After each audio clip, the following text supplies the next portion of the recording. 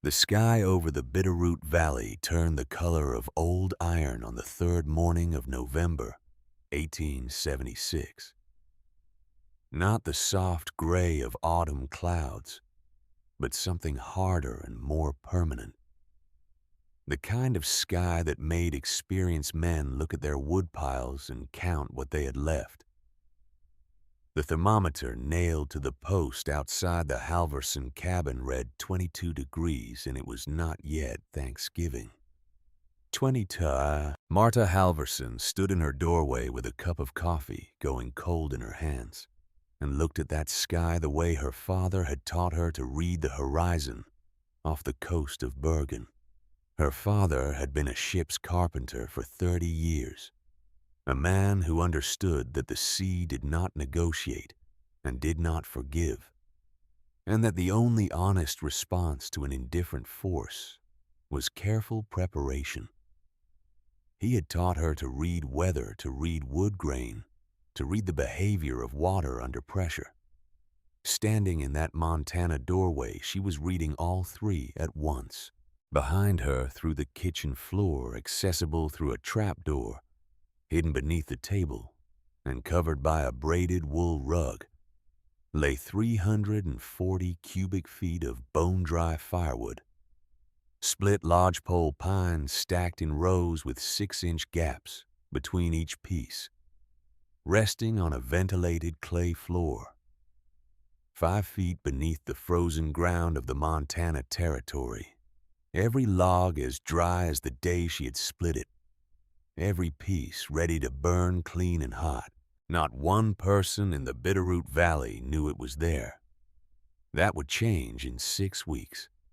By then, the valley would be locked under its worst winter in recorded memory, and the families who had dismissed Marta Halverson's strange underground project as the foolish obsession of a desperate woman would be burning green wood that coughed more smoke than heat, watching black stains climb the inside of their chimneys and wondering how much longer they could hold on. But that was 6 weeks away. For now, Marta Halverson stood in her doorway and drank her cold coffee and felt for the first time since April something very close to peace. The story of how she got there begins in the spring. April in Montana Territory arrives like an apology for everything winter has done.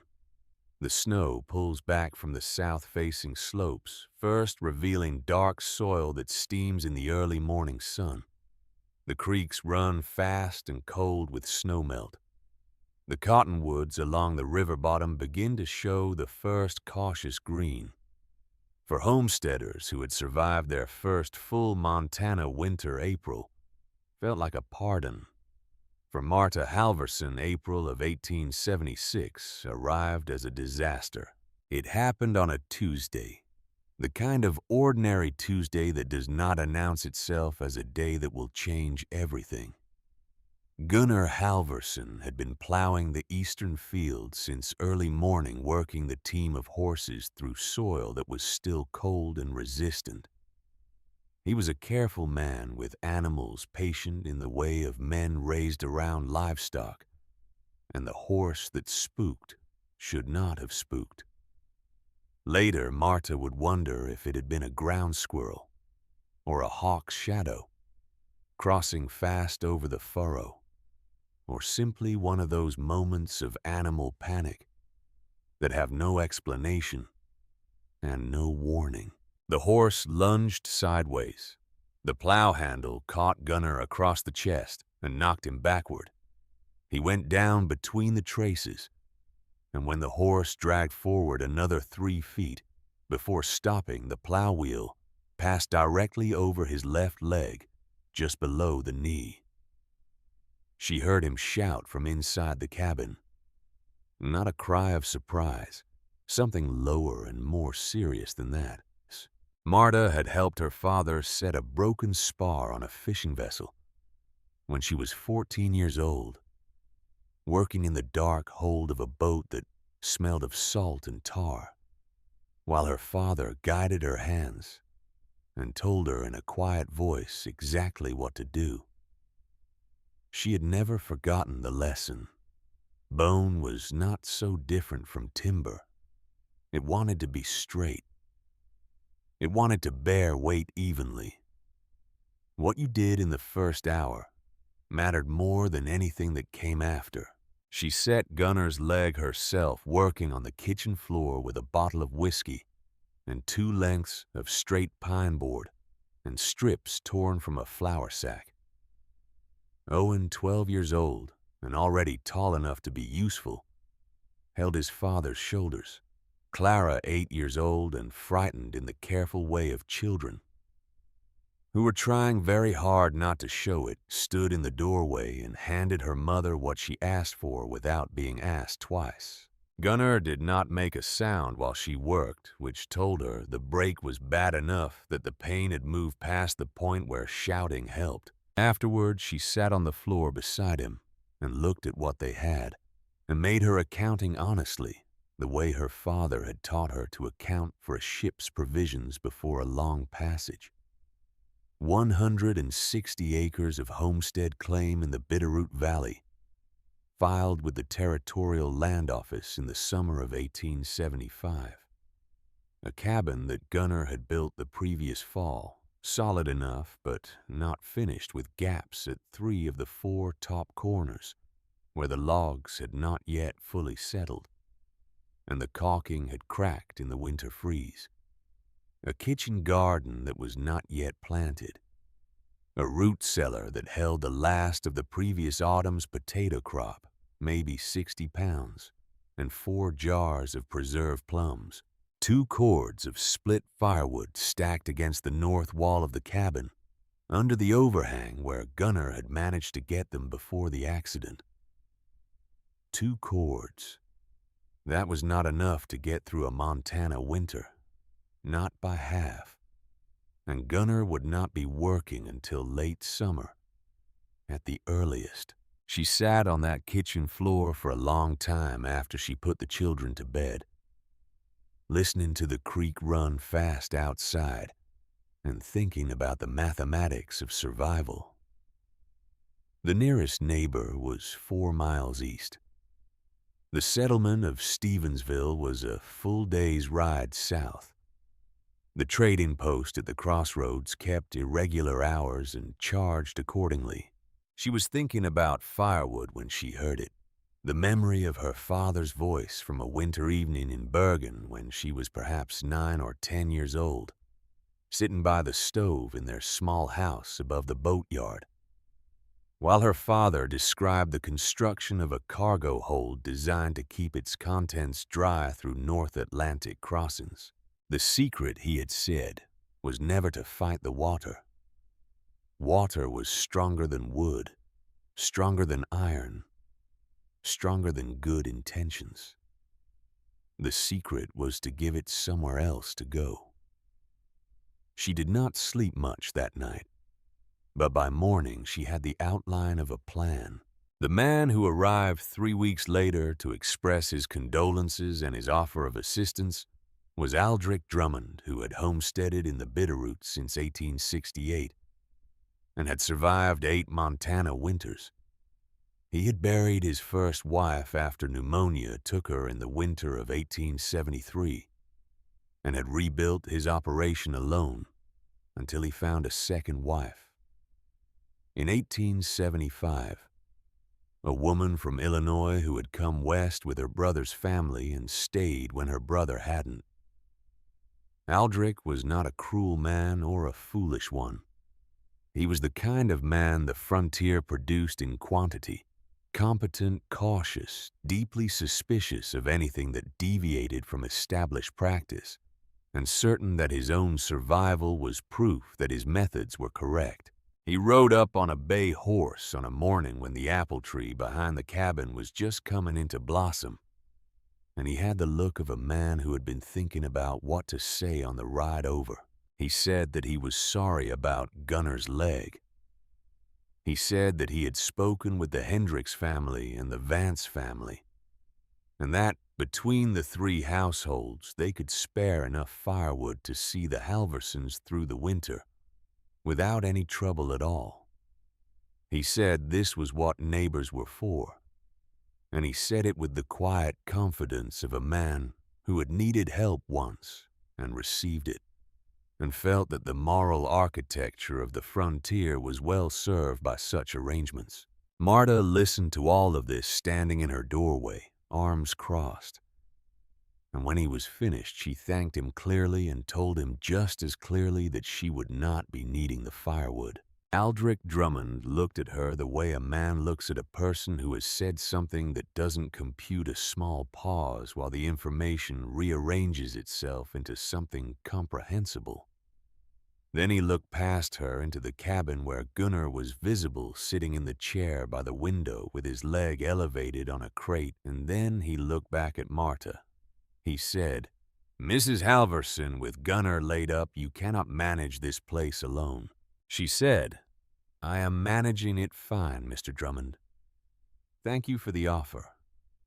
He said a few more things after that, the kind of things that practical men say to women they are trying to help, reasonable things about community and interdependence and the realities of the frontier. Marta heard all of them and thanked him for each one and did not change her answer. He rode away looking troubled the way a man looks when he has done everything right, and it still did not work. That evening, Gunnar asked her about it. He had been able to hear through the window not every word but the shape of the conversation. "Aldrich Drummond is not a bad man," he said. "He is not," she agreed. "He was offering genuine help. The Drummond family does not need our firewood." "I know that." "Then why?" She poured coffee and sat down across from him and thought about how to say what she understood clearly, but had not yet put into words. Outside the apple tree was a white cloud against the dark edge of the forest, and the evening air through the window smelled like cold water and new grass. "Kindness offered freely today becomes an obligation by February," she said finally. "Not because Aldrich Drummond is a dishonest man, but because when a man has given you something you needed badly, he has a claim on you whether he exercises it or not. You feel it even if he never says a word. You feel it every time you see him. You feel it when you have to disagree with him about something, when you have to tell him no about something else, when you need to make a decision he thinks is wrong." Gunnar was quiet for a while.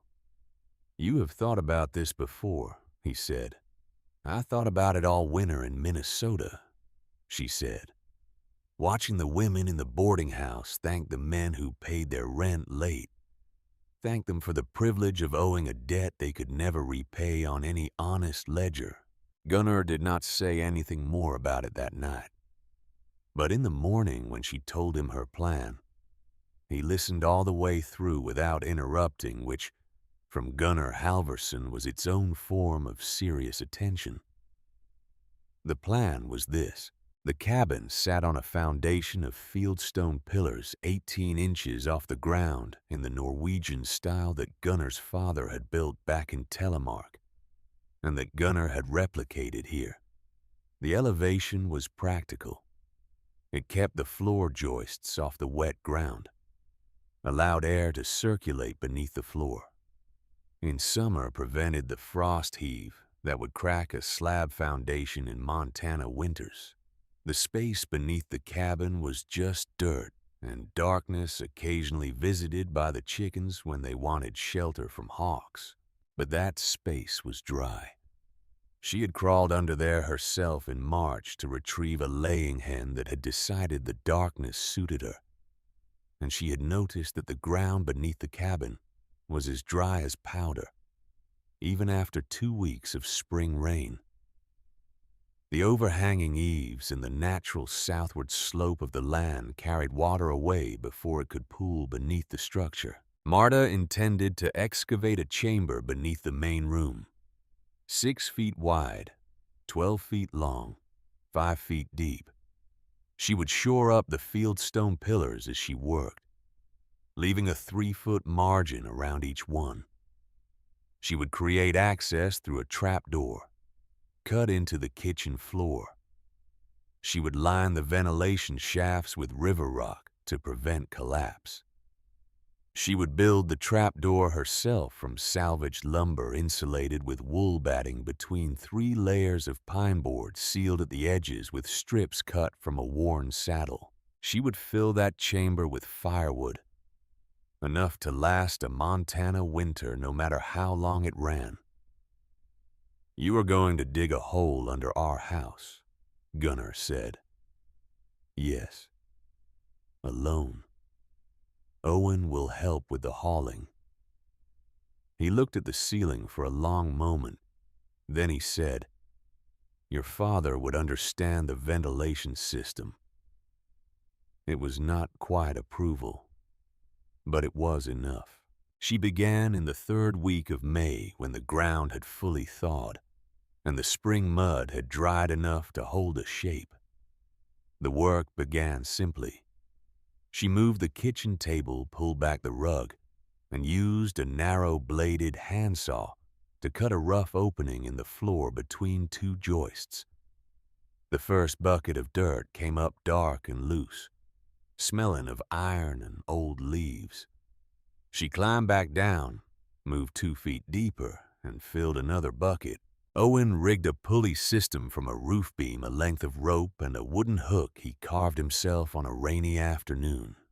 He was 12 and methodical in the way of boys who have learned that careful work gets finished, and careless work has to be done twice.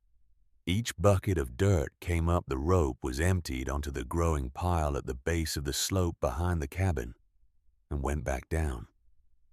Owen kept count. He would tell her at supper each evening how many buckets they had managed, and she would nod and add the number to her running estimate of how much remained. The work underground was difficult in ways that surface work was not. The space was cramped and close, forcing her to work hunched forward with the short-handled spade. The lantern threw shadows that jumped when she moved, and the combination of coal oil smoke and disturbed earth created an air that felt thick in her throat. She sweated even in the cool underground and came up each afternoon with her arms shaking and her back locked into a posture that took an hour of movement to undo. But the dirt came out. Bucket by bucket and day by day the shape of the chamber emerged from the earth like something that had always been there, waiting to be found. Fletcher Vance arrived on a Thursday in the 2nd week of June, coming to discuss a timber arrangement with Gunnar, and finding instead a scene that stopped him at the gate. Marta was emerging from beneath the cabin, dirt-streaked and carrying a short-handled spade, blinking in the afternoon light. Owen was at the rope. Clara was stacking the emptied buckets with the focused attention she brought to every task her mother assigned. Fletcher Vance was Dutch by birth and American by 20 years of the hardest kind of labor the frontier offered. He had built mills and cabins and barns across a 200-mile stretch of western Montana, and he had developed over those years the particular expertise of a man who had seen enough things go wrong to catalog them by category and frequency. He was not a man who dismissed ideas. He was a man who tested them quickly and without sentiment against everything he had learned about how wood and water and soil and gravity actually behaved. He stood at the gate for a long moment, taking in the scene. Then he walked forward and crouched at the edge of the trapdoor opening and looked down into the darkness. "You are creating a storage chamber beneath your living space," he said. "I am," Marta said. "How are you managing the pillars?" She showed him. 3-foot clearance around each fieldstone column. Additional stone packed at each base to distribute the load across a wider footprint. The clay that had appeared in the lower layers was holding the excavated walls without any additional shoring, clean and solid as fired brick. Fletcher examined each pillar carefully, pressing his thumb against the clay walls, checking the depth of the new base stones with the practiced eye of a man who had built 17 structures in this territory and understood the way weight moved through materials. He did not say anything for several minutes.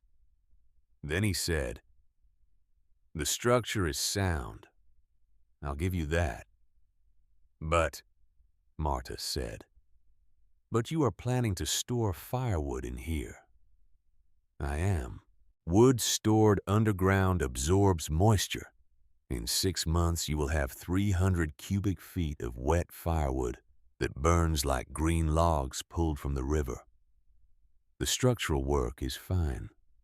The concept has a fatal flaw." He was not wrong. She had known this problem existed before she picked up the first spade. Seasoned firewood needed to be below 20% moisture content to burn efficiently. Greenwood or seasoned wood that had reabsorbed moisture from surrounding soil could be 60% water by weight. That wood would burn with low heat and high smoke, coating chimneys with the creosote deposits that caused chimney fires, filling cabins with the eye-stinging haze that had killed more than a few children in bad winters. If Fletcher was right, she would spend 6 months building something that would be worse than useless. She explained the ventilation system. 2 shafts, each 18 inches in diameter, lined with river rock. The upslope shaft positioned under the eave line angled to pull cool, fresh air in at the low pressure zone created by the cabin's windward side. The downslope shaft extended beyond the drip line positioned at the valley where prevailing winds created a negative pressure zone that would draw air continuously through the chamber, moving air carrying moisture away. The ground temperature, a constant 50 degrees year-round, keeping the chamber slightly warmer than the outside air in winter, and creating a continuous thermal draft that would support the mechanical ventilation. Her father had designed cargo holds that stayed dry in North Atlantic crossings using the same principle. The sea was more aggressive than Montana soil. If the system worked there, it would work here. Fletcher listened to all of this without expression. When she was finished, he was quiet for a long time. "I have seen clever frontier innovations fail," he said at last, "usually because they work in theory and fail in practice when the specific conditions change." "I know," Marta said. "I will come back in the fall," he said, "after the first rains." He rode away without placing the timber order he had come to discuss. Marta watched him go and then went back underground and filled 11 more buckets before supper. It was Aldrich Drummond who came back the second time riding past on his way to the trading post and stopping when he saw the growing pile of excavated earth behind the cabin. He got down from his horse and walked to the edge of the pile and looked at it for a moment, doing the arithmetic of how much dirt it represented, and therefore how large the hole beneath the cabin must be.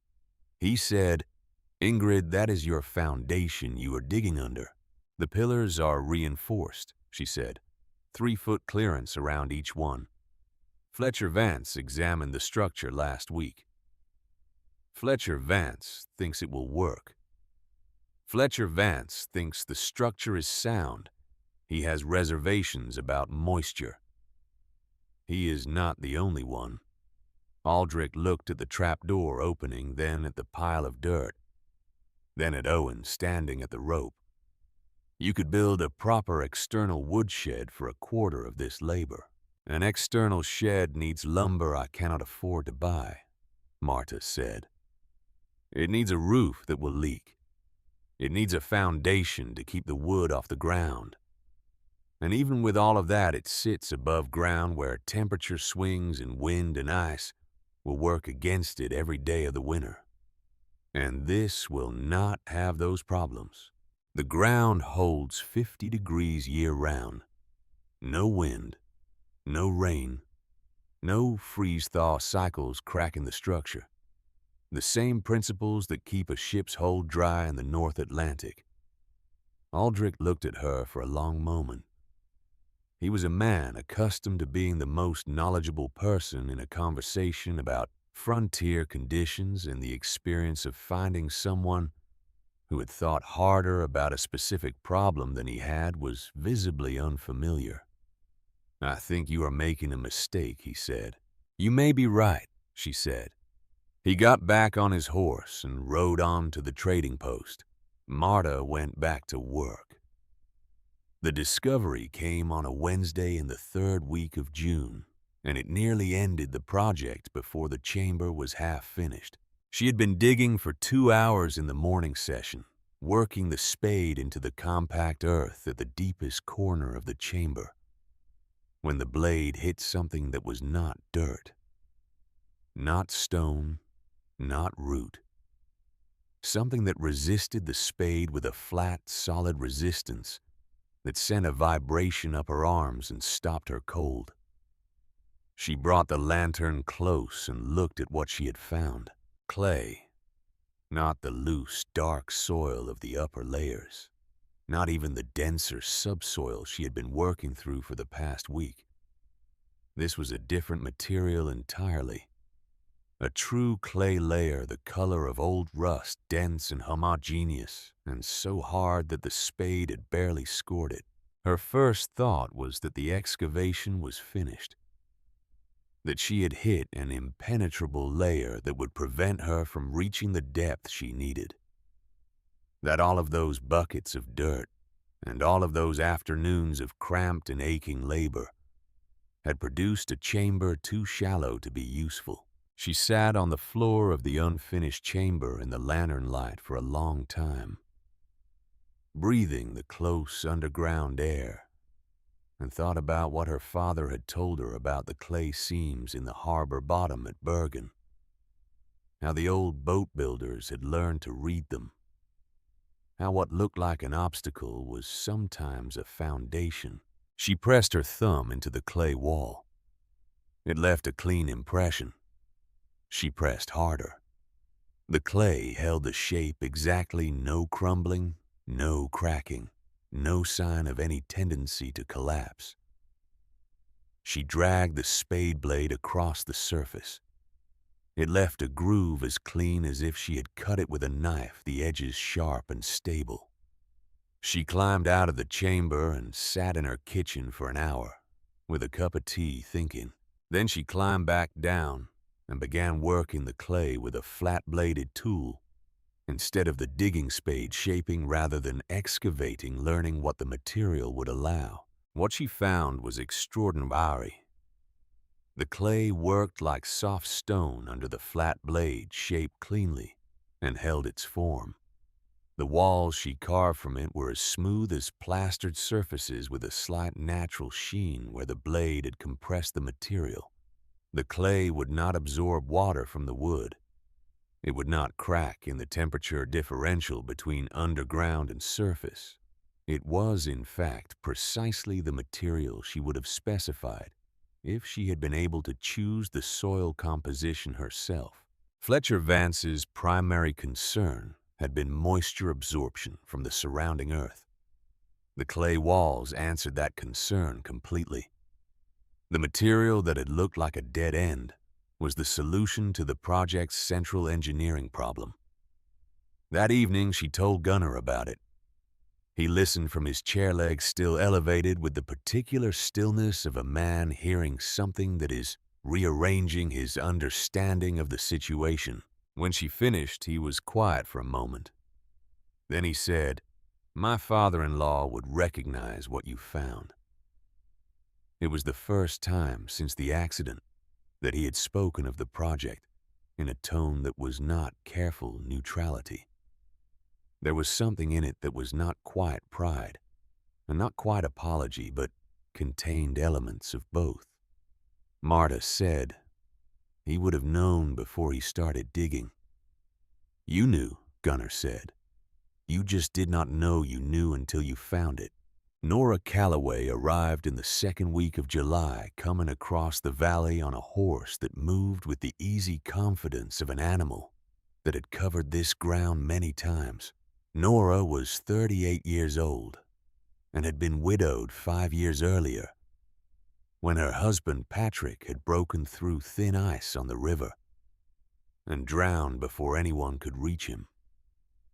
She had held the Calloway claim together since then by a combination of physical work, careful management, and the particular stubbornness of women who have discovered that stubbornness is the most reliable tool in their inventory.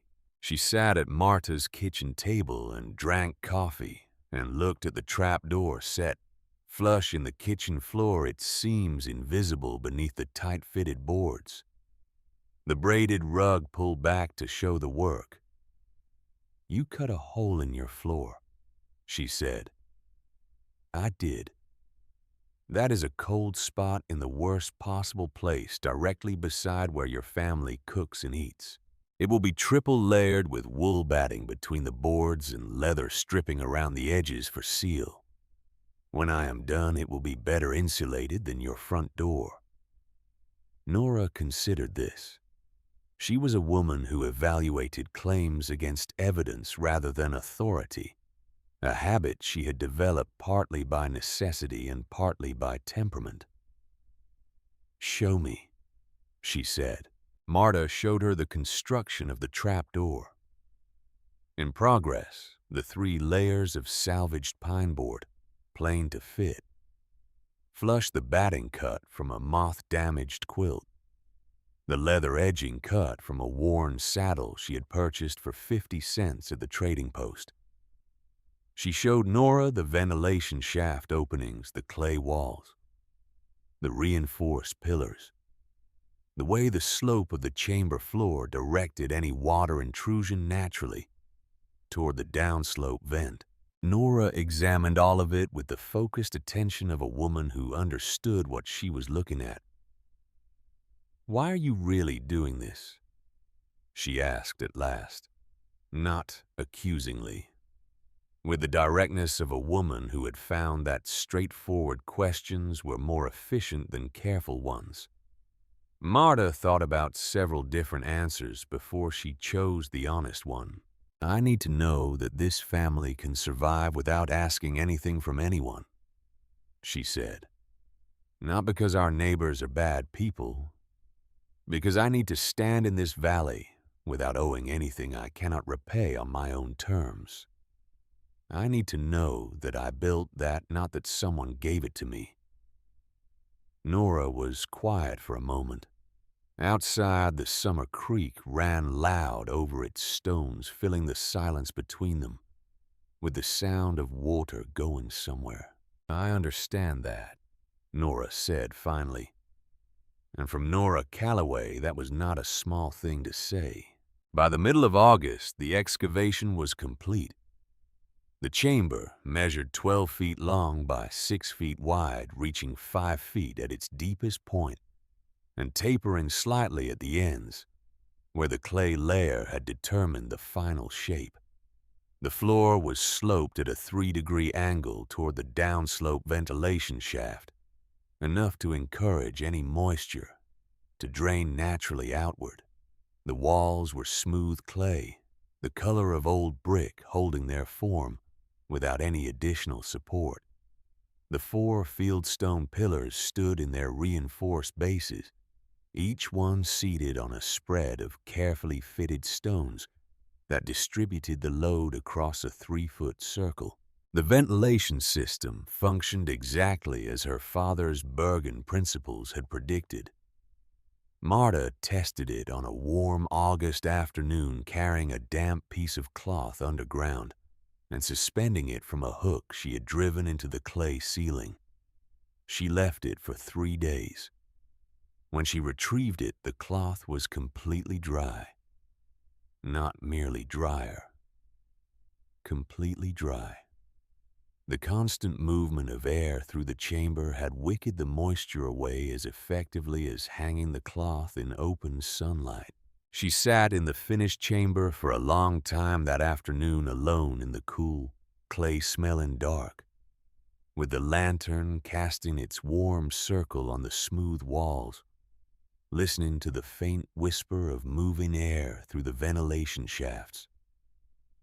The sound was barely there, a suggestion, rather than a presence, but it was steady and constant, and it meant that everything she had calculated was correct. Above her, through 5 feet of Montana earth and the thick pine floor of the cabin, she could hear Clara reading aloud to herself and Owen's footsteps crossing the kitchen floor. The sounds came through the earth, muffled and strangely intimate, the way sounds carry through the hull of a ship on the water. Her father had told her once that the best thing a good design could do was disappear. That when something was built right, you stopped noticing the engineering and started noticing only what it made possible. She climbed back up into the kitchen and began planning the firewood. The stand of dead lodgepole pine on the western edge of the Halverson property was 200 yards from the cabin at the edge of a clearing where a fire had moved through 7 or 8 years earlier, killing the trees but leaving them standing. Dead standing timber was what experienced frontier woodsmen called snags, and snags made the best firewood in the territory. They had already done the slow work of drying on the stump, losing their moisture to years of sun and wind, arriving at the work of burning pre-seasoned and ready. Marta walked out to that stand on the first Monday of August and looked at what was there. 60, perhaps 70 trees, most of them 8 to 12 inches in diameter at the base. More than enough for what she needed. The lodgepole was not the richest wood for burning, a little resinous burning fast and bright, rather than slow and deep.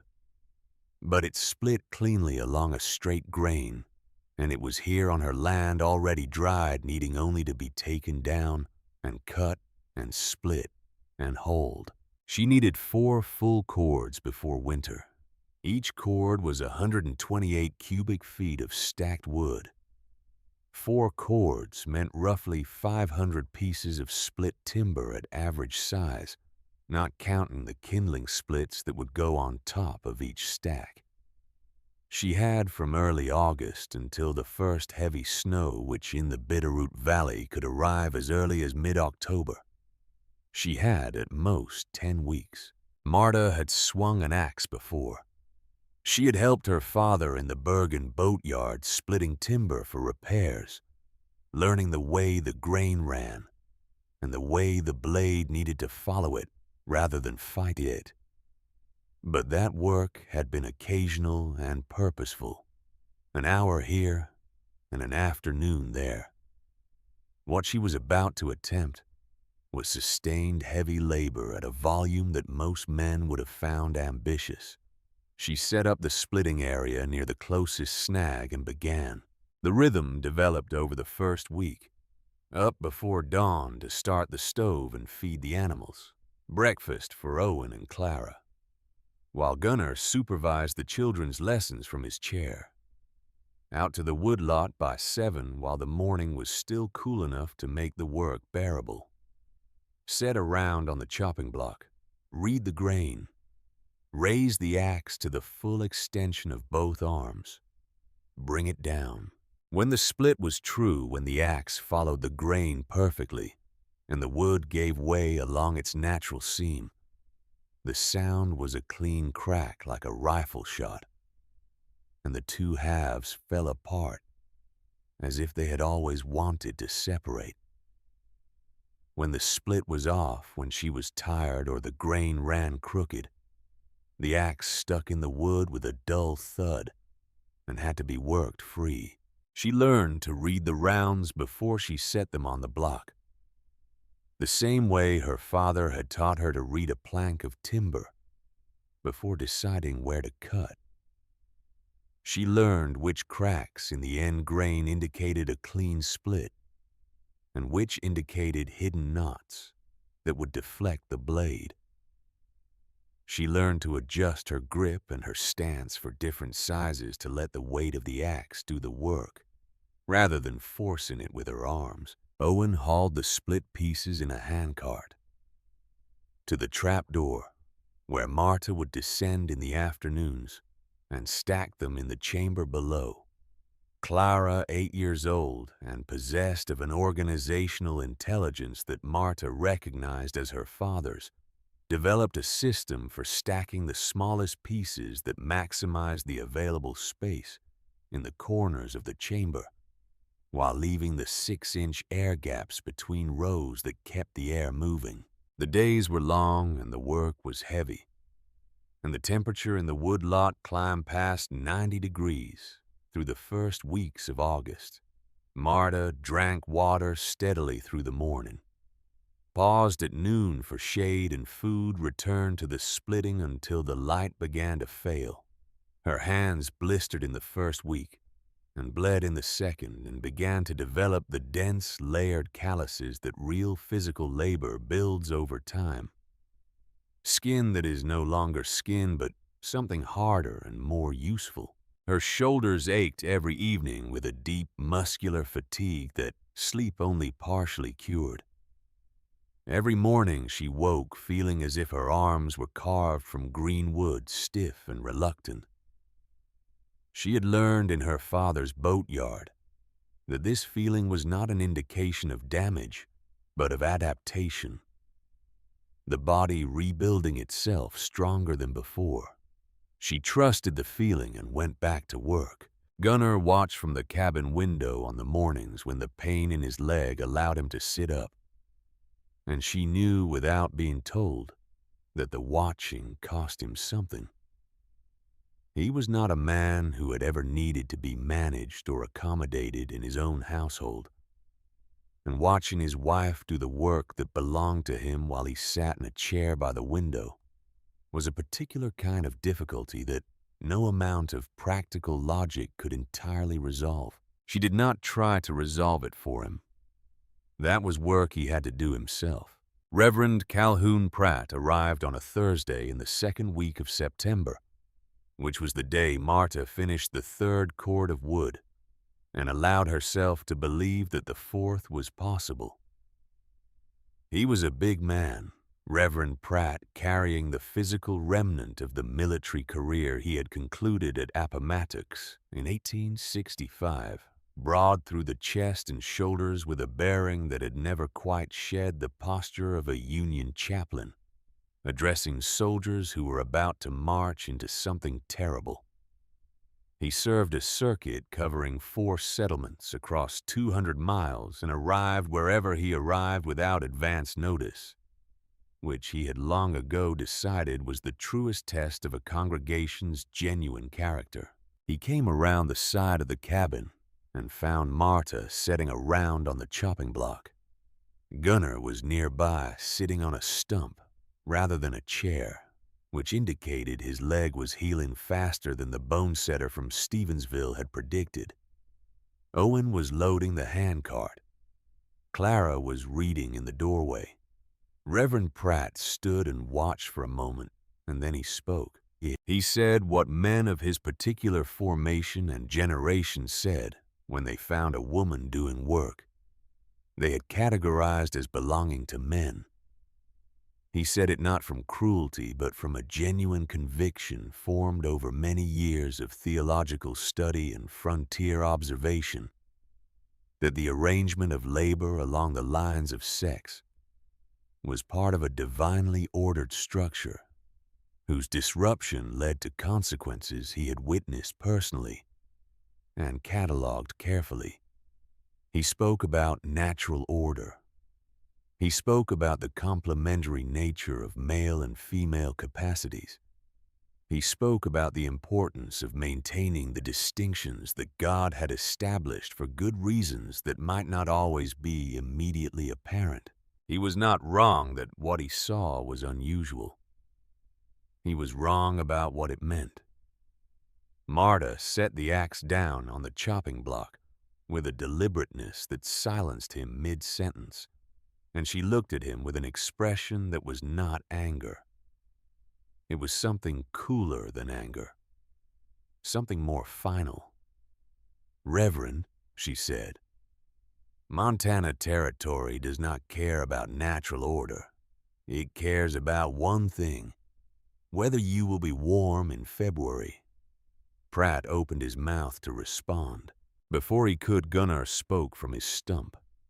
He spoke without raising his voice, in the measured tone of a man choosing his words carefully, because he understood they would land hard. "Reverend," Gunnar said, "my wife is doing work that I cannot do. When I am able to do it again, I will. Until then, she does it. That is the only order that matters in this valley, and any God worth worshiping understands the difference between hardship and sin." Pratt looked at Gunnar for a moment. Then he looked at Marta. Then he looked at the growing stack of split wood beside the trap door, and at the handcart, and at Clara's book, and at Owen's capable hands on the cart handles. He left shortly after without the cup of coffee he would normally have accepted as a matter of frontier courtesy. Marta watched him go and then picked up the axe and set another round on the block. Later, when the children were asleep, Gunnar said, "I should have said that in April, when Aldrich Drummond was here." "You said it when it needed saying," Marta told him. Nora Calloway returned in late September, bringing fresh bread and the news that her drainage ditch had finally held through 2 consecutive rains without washing out, which she reported with the satisfaction of a woman who had spent 2 summers getting that ditch right. She sat at the kitchen table and looked at the trap door, and then looked at Marta's hands. "You finished the wood," she said. It was not a question. 4.5 cords, Marta said. "The half will go on the outside stack as backup." Nora looked at her hands for another moment at the new geography of callus and scar, and did not say anything about them. "Patrick would have told me this was too much work for what it gained," Nora said after a while. "He would have said, 'Build the shed, it is simpler.'" "He would probably have been right for most situations," Marta said. "He was right about most things," Nora said, "but not about everything." She wrapped both hands around her coffee cup. "If this works, I want to understand how you built it." "It will work," Marta said. She said it not with the bravado of someone who needed to believe something true. She said it with the quiet certainty of someone who had tested the claim against every objection she could find, and watched the objections fail, one by one. The 12th of October arrived with 3 days of silence. The air went still and the sky went white, and the temperature dropped from 56 degrees to 22 in 6 hours. Then the storm came. It came from the northwest, the way the worst Montana storms always did, with a wind that moved fast enough to lean against, and a sound that started as a low, continuous note and built over 2 hours into something that made conversation in the cabin difficult. Rain turned to sleet, and sleet turned to wet, heavy snow. And the snow came down for 2 full days, accumulating in drifts against the north wall of the cabin, and burying the external woodpile under 14 inches of packed ice-laden weight. When the storm moved on, the valley was under a silence that felt like a different material than ordinary quiet. The kind of silence that means something has changed and the change is permanent. Marta put on her coat and her heavy boots and walked to the north wall of the cabin, where the external backup stack of wood sat under its overhang. She pulled at the top log. It did not move. The snow had packed between the logs, and compressed overnight into something intermediate between water and ice, bonding the stack into a single frozen mass. She worked a piece free with the iron bar she used for prying, and looked at it, a white rime of ice crystals covering the exposed surfaces, the wood itself cold and damp, needing an hour of drying beside a hot stove before it would burn properly. She went inside, moved the kitchen table, pulled back the rug, and opened the trap door. The air that rose from the chamber was cool and dry and carried the clean smell of pine resin. She descended the ladder and held the lantern up and looked at the 4 cords of split lodgepole stacked in rows in the clay-walled room beneath her kitchen floor. Every piece exactly as she had left it. Dry, light. The bark still held its grain pattern, not the sodden, swollen texture of wood that had absorbed moisture. She pulled a piece from the nearest row and held it in both hands. It weighed what dry wood weighs, not what wet wood weighs. She stood in that underground room for a long time, with the lantern burning and the dry wood in her hands, and listened to the ventilation system moving air through the shafts with its faint, steady whisper. Above her, through the earth and the floor, she could hear the stove crackling where Owen had stoked it before breakfast, and Clara's voice reading something aloud to practice her letters, and the sound of the valley coming back to life after 2 days of storm silence. That evening, Aldrich Drummond knocked on the cabin door. He had come across the valley on horseback in the cold dusk, and he had the look of a man who had been thinking hard about something since the storm ended. He stood in the doorway without his hat, and his expression was not easy to read. Not exactly humble, not exactly apologetic, something that was trying to be honest without quite arriving at a full accounting. He said that the Henderson family was in trouble.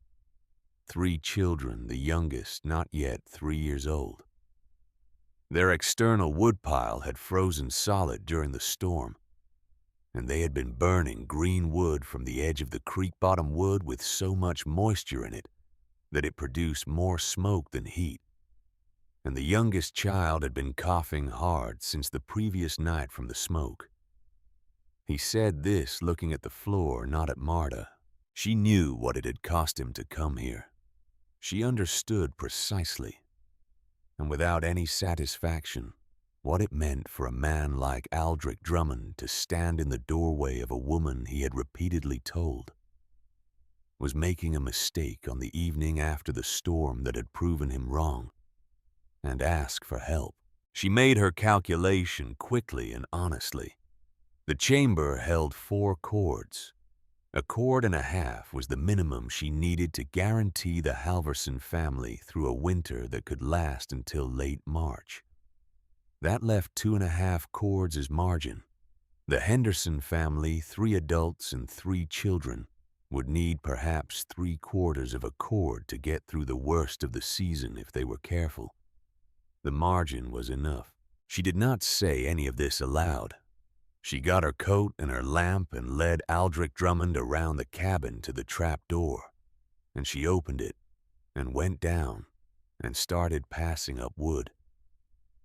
They loaded his wagon in the lantern light, Marta handing up from below, and Aldrich receiving in silence above, working together for the better part of an hour, without speaking. When the wagon was loaded with what she had decided was the right amount, she climbed up and closed the trap door and looked at him. He said, "Mrs. Halverson, she said the Hendricks children need that wood tonight. You should go." He went. She stood for a while in the cold dark after the wagon sounds faded, looking at the sky. The storm had cleared the air completely, and the stars over the Bitterroot were extraordinary. The kind of density of stars that city people never saw, and frontier people saw so often they forgot to look up.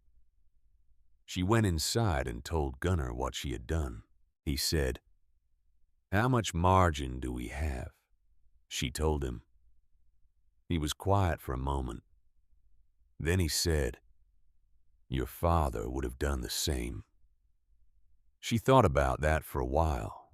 Then she said, "He would have done it faster." The winter of 1876 into 1877 came down on the Bitterroot Valley like a judgment. Not immediately. December was hard, but not extraordinary temperatures dropping to single digits at night and hovering in the teens through most days, enough cold to test the preparations of every household in the valley, but not enough to overwhelm the ones that had prepared adequately. Families burned through their external wood piles at the rate they had expected, some faster, some slower.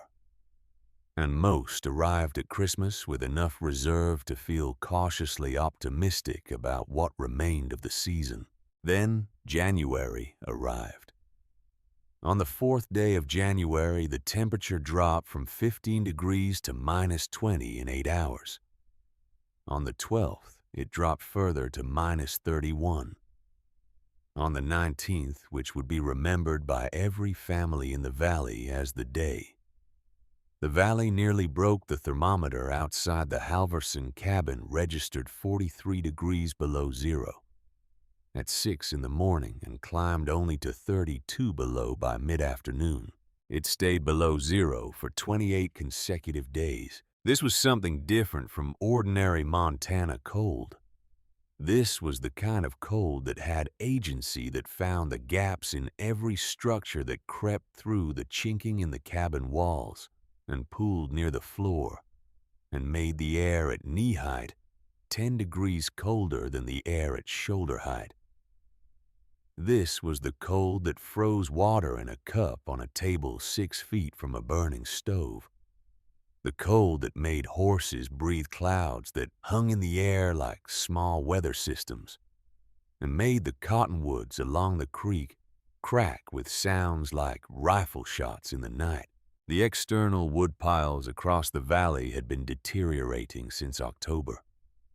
The freeze-thaw cycles of November and early December had worked ice into the spaces between the logs, and January's sustained cold had sealed everything together into masses that required iron bars and sustained effort to break apart. What came free was wood that had absorbed moisture through the cycling temperatures and then had that moisture frozen into the grain. It burned the way wet wood always burned, reluctant to catch, producing enormous amounts of smoke for the amount of heat it generated, depositing creosote on the inside of the chimney. Flues at a rate that experienced woodsmen understood was dangerous. In the valley settlements, 3 chimney fires broke out between January and mid-March. 2 families lost sections of their roofs. One family, the Bowen family at the south end of the valley, lost their entire structure in a fire that burned so fast in the extreme cold that they barely had time to get the children out before the roof came down. They survived because the Mercer family was close enough to see the smoke and arrive in time with a wagon. They spent the rest of the winter crowded into the Mercer cabin. 8 people in a space built for 4, and counted themselves fortunate to have survived it all. In the Halverson cabin, Marta descended through the trapdoor every morning and selected that day's fuel from the rows of dry lodgepole in the clay-walled chamber below. The wood came up dry and light and ready. It caught from the starter with the ease that properly seasoned wood always demonstrated. No coaxing needed. No preliminary hour of drawing heat from the stove to dry the surface moisture. It burned hot and clean, producing a steady, controllable heat that kept the cabin at a temperature where frost did not form on the interior walls, even on the nights when the thermometer read 40 below outside. The smoke from the Halverson chimney was white. in a valley full of chimneys pushing out the black and gray smoke of burning wet wood.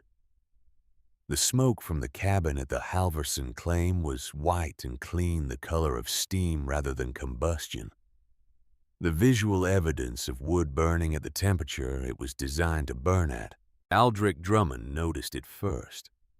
He passed the Halverson place on his way to check on the Henderson family in the second week of January, and he slowed his horse when he saw the chimney. He sat there for a full minute in the crushing cold, looking at that white smoke against the iron-gray sky. Then he rode on. He came back the next morning, and the morning after that. Not to knock on the door, just to look. By the third week of January, he had mentioned what he was seeing to 2 other families in the valley.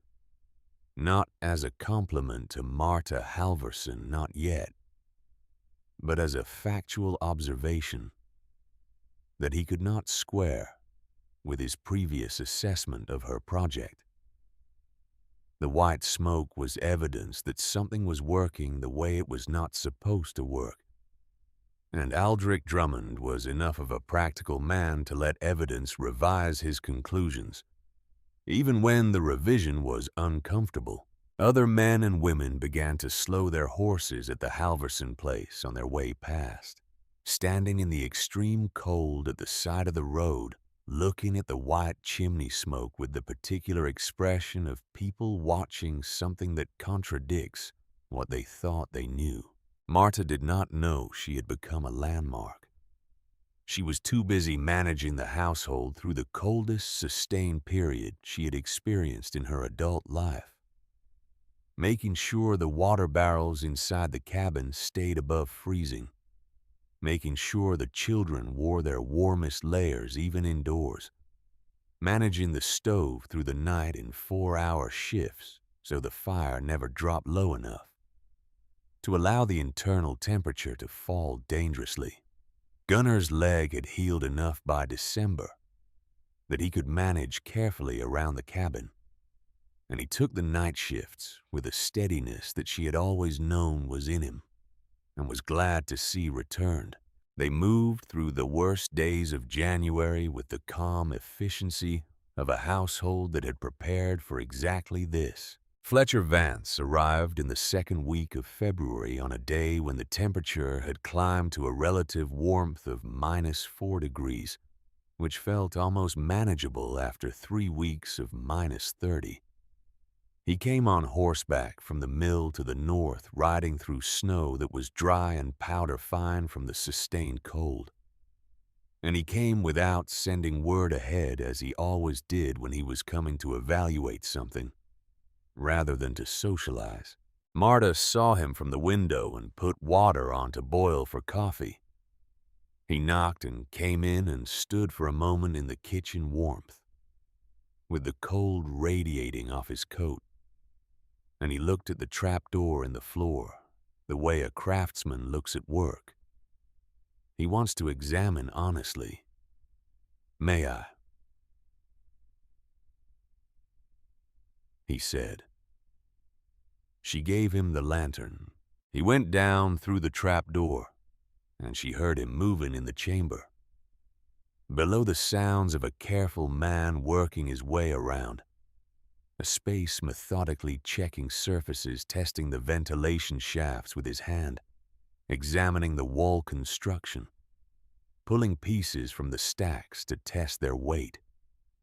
He was down there for 15 minutes, which was longer than any casual inspection required. When he came back up, he stood in the kitchen and looked at her without saying anything for what felt like a long time. Then he said, "I want to ask you about the upslope shaft angle." They talked for an hour, Fletcher asking technical questions with the precision of a man who was trying to understand something he intended to apply elsewhere. Marta answering from the combination of calculation and direct observation that had built the system. He asked about the clay walls and their behavior through the temperature cycles. He asked about the trapdoor seal and whether she had experienced any cold infiltration at the threshold. He asked about the ventilation rate and how she had arrived at the shaft diameters. It was the most technical conversation she had had since she left Bergen, and she found in it a pleasure she had nearly forgotten was available to her. When they had finished, Fletcher sat quietly for a moment with his coffee cup. "I placed an order with the timber company at Missoula last week," he said. "I would like to discuss a new arrangement with you for the spring cutting season. My usual rate plus 15%. "That is more than the usual arrangement," Marta said.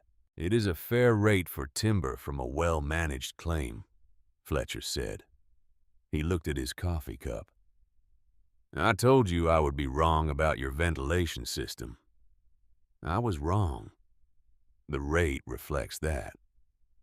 It was not an apology. It was something that from Fletcher Vance was more durable than an apology. It was a revision of his professional assessment made publicly with money attached. Marta said, "I will have Owen ride up to discuss the terms when the weather breaks." Fletcher nodded and finished his coffee and put on his coat and went back out into the -4-degree afternoon. Marta watched him go from the window and then went back to making supper. Nora Calloway came in March when the coldest part of the winter had passed, and the days were beginning to carry a faint suggestion of something other than cold in the afternoon light. She brought fresh bread from her own stove and news from her section of the valley. She had made it through the winter, but barely. She had burned through her entire woodpile by the middle of February, and had spent the last 3 weeks burning what she had been able to knock free from the dead timber. At the edge of her property, green enough to smoke heavily and burn poorly, she sat at the kitchen table and looked at the trap door. "I owe you an honest accounting," she said. "You do not," Marta said. "I said I understood why you were doing it. I believed you could do it." Nora looked at her hands. "But I did not actually believe it would work the way you said. I thought you would find some problem you had not anticipated. I thought by December you would be burning from the external stack and the chamber would be a cold room for storing root vegetables." "It is also good for root vegetables," Marta said. Nora looked at her for a moment, and then she laughed, and Marta laughed the laughter of two women who have survived something together, even if they went through it separately. "Show me how you built it," Nora said. "I want to build one in the spring." "The soil on your claim," Marta said. "Do you know if it has a clay layer? I do not know.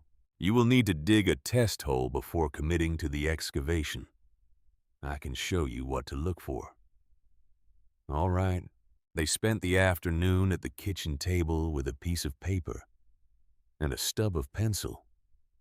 Marta drawing the chamber dimensions and the ventilation shaft angles and the trapdoor construction, while Nora asked questions and took careful notes in her precise schoolteacher's handwriting.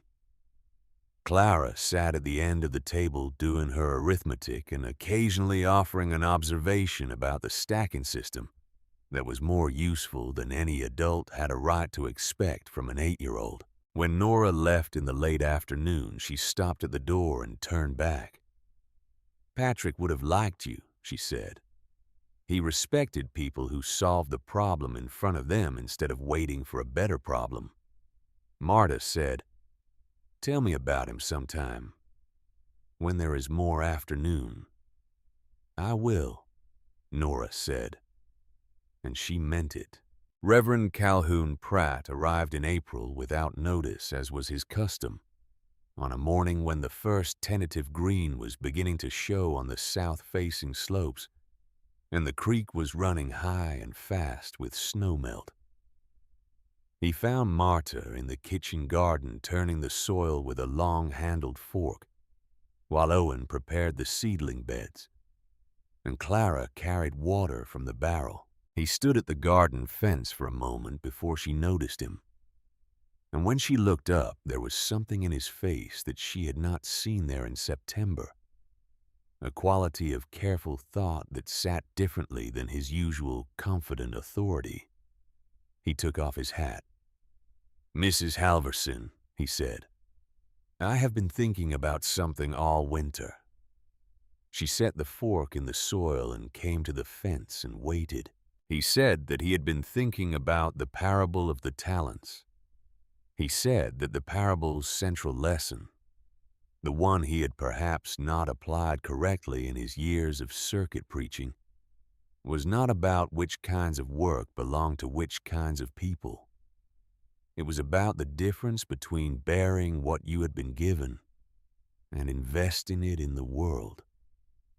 The servant who buried his talent in the ground was condemned not for the act of digging, but for the act of withholding for taking what had been entrusted to him and refusing to let it work. "You were given knowledge from your father," Pratt said. "Engineering knowledge, practical wisdom about how materials behave. You were given physical strength and the courage to use it. And you put all of that into the ground, and it came back as heat and safety for your family, and through your generosity with the Henderson children, for families beyond your own." He was quiet for a moment. "I call that a disruption of natural order. I was wrong about what I was looking at." Marta looked at him for a long moment. "Reverend," she said, "I accept that."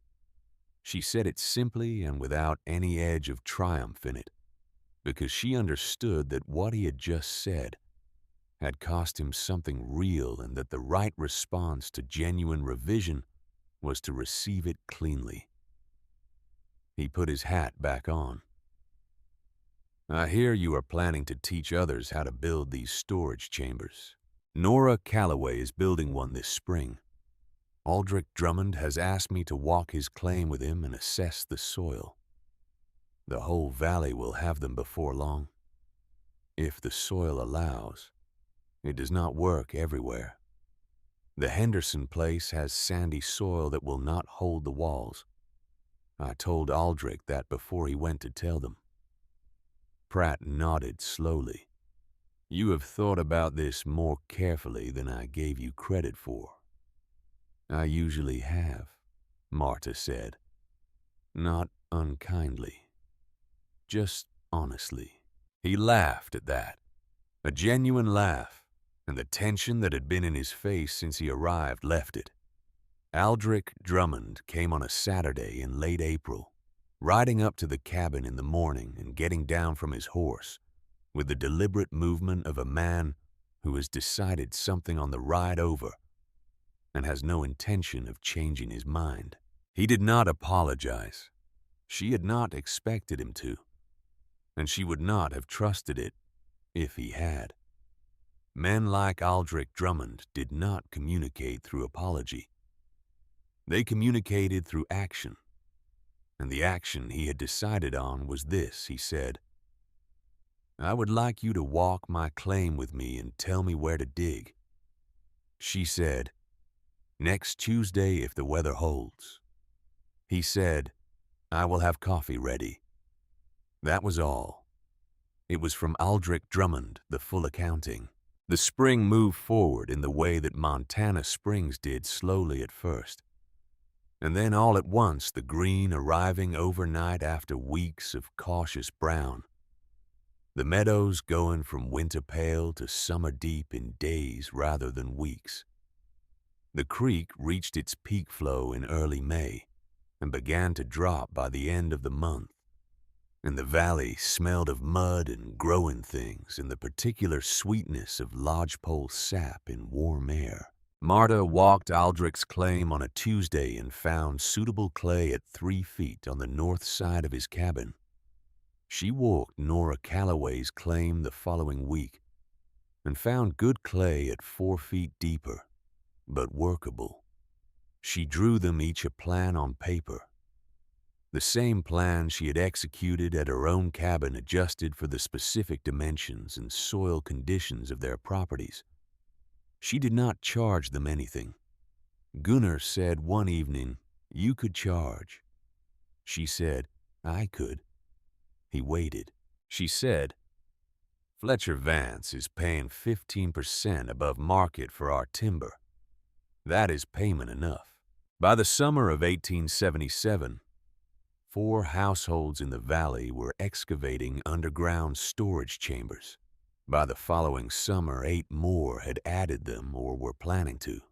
The concept traveled the way practical knowledge always traveled in frontier communities, from the person who had proved something worked to the people who had watched them prove it, moving outward through networks of trust and observation, until it had traveled far enough that its origin became obscured. Fletcher Vance mentioned the design in a conversation with a contractor in Missoula in the fall of 1877. That contractor mentioned it to a mill operator in the Flathead Valley, who mentioned it to a homesteader east of Kalispell. By 1880, the Territorial Agricultural Surveyor documented at least 30 variants of underground food and fuel storage chambers across western Montana, noting their common design features without knowing where they had come from. The Halverson family received title to their 160 acres. In 1881, the patent signed and recorded at the Territorial Land Office in the name of Gunnar and Marta Halverson, joint owners. It was the document they had worked towards since they filed their claim, the legal culmination of 5 years of continuous improvement. And it sat in the small wooden box in the bedroom beside Marta's father's compass, and a letter from her mother in Bergen that she had read so many times she had memorized every word. Gunnar's leg healed completely by the spring of 1877. The bone knitting along the line Marta had set in April, with a cleanness that the bone setter from Stevensville, when he finally came out to examine it, said he would not have expected from a home setting. He went to work for Fletcher Vance as a timber contractor in the fall of 1877 and worked that arrangement for 12 years, until the timber in that section of the valley was thinned enough that the operation moved east.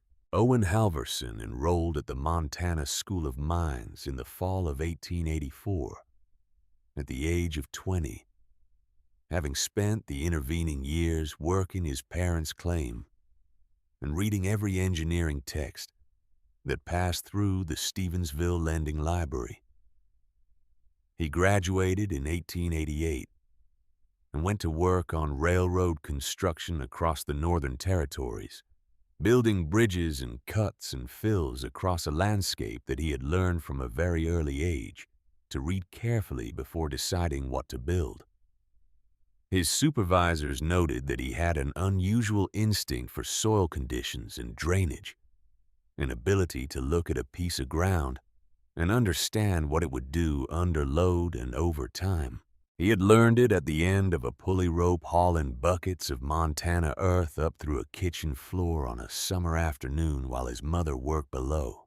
Clara Halverson married a teacher named James Whitfield in 1889 and operated a school in Stevensville for 34 years, teaching arithmetic and reading and the natural sciences to the children of homesteaders and ranchers and merchants in the Bitterroot Valley. Former students remembered her as a teacher who insisted on precision and who had a particular gift for explaining how things worked. Not just what they were called, but how the underlying mechanisms functioned. Several of them in interviews conducted by a county historian in the 1920s mentioned that she had learned this quality from her mother. Marta Halverson lived until 1923. She saw Montana achieve statehood in 1889. She saw the horse-drawn wagons of the frontier give way to the automobiles that began appearing in Stevensville in the years just before the First War. She saw electric lights come to the main street of the valley's small towns and watched with something between amusement and wonder as the technology she had grown up without became so ordinary that her grandchildren could not imagine life before it. In the years after Gunnar died in 1911, she lived alone in the cabin on the homestead. The original structure enlarged twice over the decades. The underground chamber still functional beneath the kitchen floor, though it had been converted in the 1890s to cold storage for dairy and preserves. The trapdoor was still there, still sealed tight, with the leather edging she had cut from a worn saddle in August of 1876. In the second decade of the new century, when local historians began the work of recording what the pioneer generation remembered, several of them came to the Halverson cabin to talk to Marta about the underground storage system that old-timers in the valley still referenced as a turning point and how they thought about winter preparation. She sat with them at her kitchen table and answered their questions with the directness she had always brought to that kind of conversation. One of them asked her what she thought the most important thing about the project had been. She thought about it for a moment. She said, "People thought it was the engineering. Fletcher Vance thought it was the ventilation design. Aldrich Drummond thought it was the clay walls. Reverend Pratt thought it was something about talent and investment." She was quiet for a moment, but what it actually was paying attention. "The ground told me what it was. The slope of the land told me where the water went.